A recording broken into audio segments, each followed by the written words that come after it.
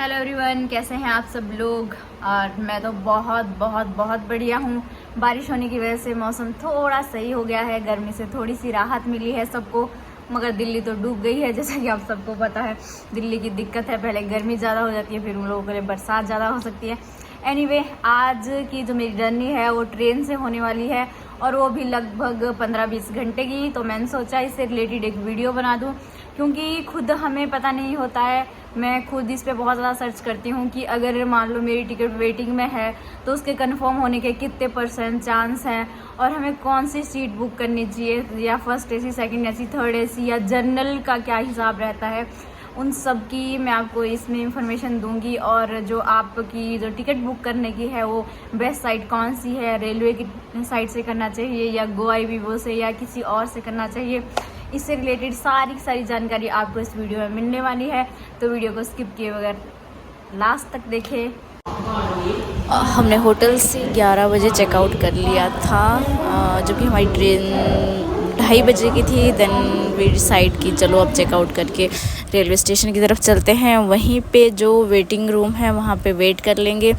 और यार, स्टेशन पे हमें आधा घंटा पहले पहुँचना ही पड़ता है, क्योंकि जो हमारी टिकट्स है उस पर कहीं भी ये मेंशन नहीं होता है कि जो आपकी ट्रेन है वो कौन से प्लेटफॉर्म पे आने वाली है।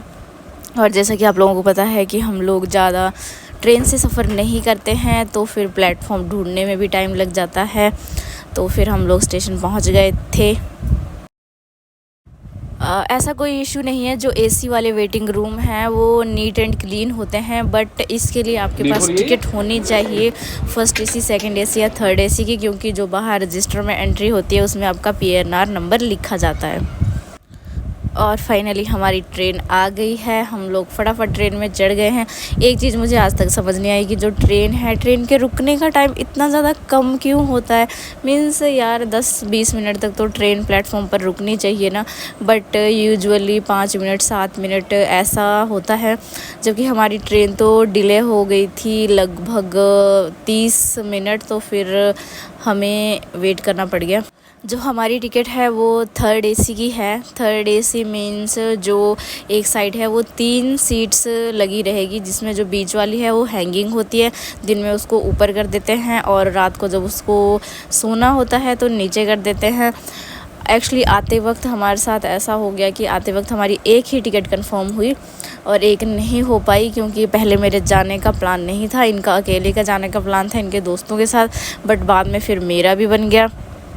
तो फिर टिकट कंफर्म नहीं हुई। फिर हमने ये एक जर्नल की टिकट ख़रीद ली, क्योंकि टिकट तो कैंसिल हो चुकी थी। बट बाद में जो TT आया वो बहुत अच्छा था, उसने हमें बताया कि आपको जर्नल की टिकट की लेने की ज़रूरत भी नहीं थी, उसमें पैसेंजर की मर्ज़ी है, वो आपको अपनी सीट पे बिठा सकता है। कल की डाउनलोड करने के बाद मैं अपना बहुत सारा स्टफ़ लेके आई हूँ साथ में, लाइक शूरबीट और बिग बॉस के मैंने सारे के सारे वो डाउनलोड कर लिए हैं। क्योंकि जो ट्रेन है, ट्रेन में आपको अपना जो भी जर्नी है उसका स्टफ़ डाउनलोड करके रखना पड़ेगा, क्योंकि यहाँ पे नेटवर्क की प्रॉब्लम रहती है।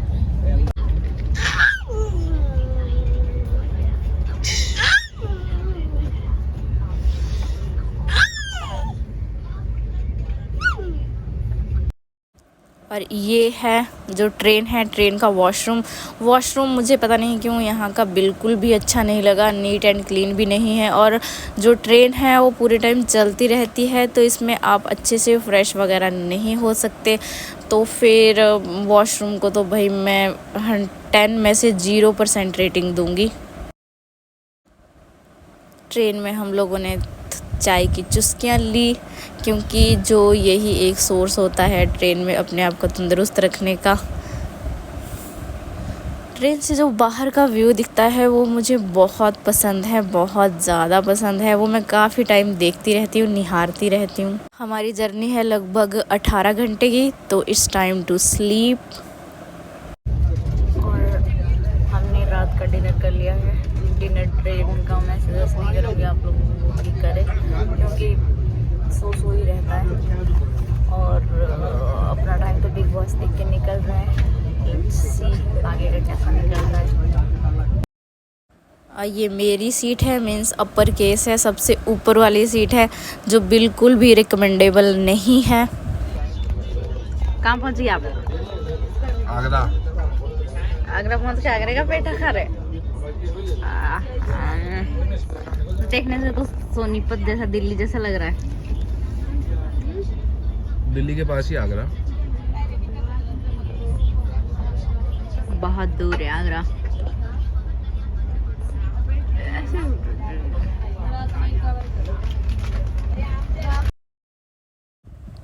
क्योंकि जो ऊपर वाली सीट्स होती हैं वो आपके एकदम पास होती हैं और एसी भी ऊपर ही लगे होते हैं, तो इससे आपको ट्रेन में बहुत ठंड लगेगी।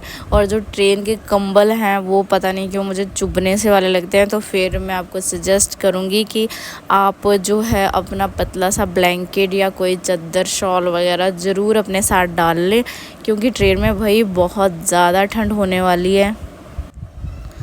और उसके अलावा ट्रेन में खाना भी मैं सजेस्ट नहीं करूँगी कि खाना भी आप ट्रेन का खाओ, क्योंकि उसमें बहुत ज़्यादा महंगा खाना मिलता है और उसकी क्वालिटी भी इतनी सही नहीं होती है। और finally we are landing, Ambala हम पहुँच गए हैं, क्योंकि जो अम्बाला है उस वहीं से ज़्यादा ट्रेनें चलती हैं लॉन्ग रूट्स की, चंडीगढ़ तक बहुत रेयर आती हैं। और अम्बाला से बद्दी तक का होने वाला है बस का सफ़र, जो कि बहुत गर्म होने वाला है, क्योंकि यहाँ का वेदर बहुत ज़्यादा गर्म है। इतना ज़्यादा लंबा सफ़र करने के बाद finally we are at home. Actually जो हमारी ट्रेन है वो 3 घंटे लेट चल रही थी, उसकी वजह से हमें एक रात, एक आधा दिन पूरा का पूरा पहुँचने में लग गया, बट चलो कोई नहीं। अब वो फर्स्ट ऑफ ऑल मैं आपको क्लियर कर दूँ, फर्स्ट एसी, सेकंड एसी और थर्ड एसी में क्या डिफरेंस है। जो फर्स्ट एसी है उसमें जो आपका बेड है वो अलग से लगा होगा, मतलब इंडिविजुअल होगा, उसमें कोई और की एंट्री नहीं है, वो एक कैबिन बना रहेगा जिसके अंदर एक बेड लगा होगा। और जो सेकंड एसी है, सेकंड एसी में आपका 1 और 2 स्टेप्स तक ही जो है बेड लगे होंगे। जो थर्ड एसी है, थर्ड एसी में एक साइड पे 3 बेड लगे होंगे, मतलब एक सबसे लोअर में, फिर अपर में, फिर अपर में। जो फर्स्ट एसी है उसकी टिकट महंगी होती है, और जो सेकंड एसी है उसकी उससे थोड़ी सी सस्ती, और थर्ड एसी की उससे सस्ती। इसके अलावा ट्रेन में एक और सेक्शन आता है जिसको हम कुप्पा बोलते हैं, जो मतलब 2 लोगों के लिए बेडिंग होती है उसमें, और वो आपका एकदम इंडिविजुअल कैबिन होता है, उसे आप लॉक भी कर सकते हैं। मोस्टली इसे कपल वगैरह यूज़ करते हैं, या जो हनीमून वगैरह पे जा रहे हैं वो यूज़ करते हैं, क्योंकि इसकी टिकट्स फ्लाइट की टिकट से भी महंगी होती है। नेक्स्ट है जो रेलवे की टिकट बुक करनी है, उसके लिए आप किसी भी जो एजेंट है, एजेंट पे डिपेंड ना रहें। ये इजीली आप इसकी रेलवे वाली साइट पे अपनी लॉगिन आईडी बना के कर सकते हो। और उसके अलावा जो हमने की है, हमने GoIbibo से की है, क्योंकि उसमें काफ़ी ज़्यादा ऑफर्स मिल जाते हैं। और अगर आपको लग रहा है कि आपकी टिकट कंफर्म नहीं हो रही है, तो उसमें एक ऑप्शन आता है गो कन्फर्म का। गो कन्फर्म में जो आपकी टिकट है उससे आपके 300-350 रुपये ज़्यादा पैसे लगते हैं, बट जो है बहुत ज़्यादा चांसेस हो जाते हैं आपकी सीट कंफर्म होने के, क्योंकि अदरवाइज़ अगर आपकी सीट कंफर्म नहीं होती है तो जो रेलवे वाले हैं वो आपको डबल अमाउंट रिटर्न करते हैं, तो ये वाली सीट्स कंफर्म हो ही जाती है। और अगर आपका जो टिकट है वो 15 तक, यानी कि 15 तक वेटिंग लिस्ट में आता है, कि आपका जो नंबर है वेटिंग लिस्ट में वो 15 या 15 से नीचे आ रहा है, तो चांसेस हैं कि आपकी टिकट कंफर्म हो जाएगी, अदरवाइज़ आपकी टिकट कैंसिल हो जाएगी। रेलवे में टिकट कैंसिल होने पे तुरंत आपका रिफ़ंड आ जाता है। रिफ़ंड से रिलेटेड इसमें कोई भी इशू नहीं आते हैं, बट वही है, हमारी जर्नी जो है वो स्पॉइल हो जाती है। आई होप आपको मेरी ये वीडियो इन्फॉर्मेटिव लगी हो। अगर इससे अलावा रेलवे से रिलेटेड या ट्रेन से रिलेटेड या टिकट बुकिंग से रिलेटेड आप कोई भी और क्वेश्चन करना चाहते हैं तो आप मुझे DM कर सकते हैं, या कमेंट सेक्शन में भी मैं अवेलेबल हूँ, मैं आपके सारे क्वेश्चंस के आंसर दूँगी। Thanks for watching. और हाँ, अगर आपने अभी तक मेरे चैनल को सब्सक्राइब नहीं किया है तो प्लीज़ यार जाके सब्सक्राइब कर लो। Bye, have a good day.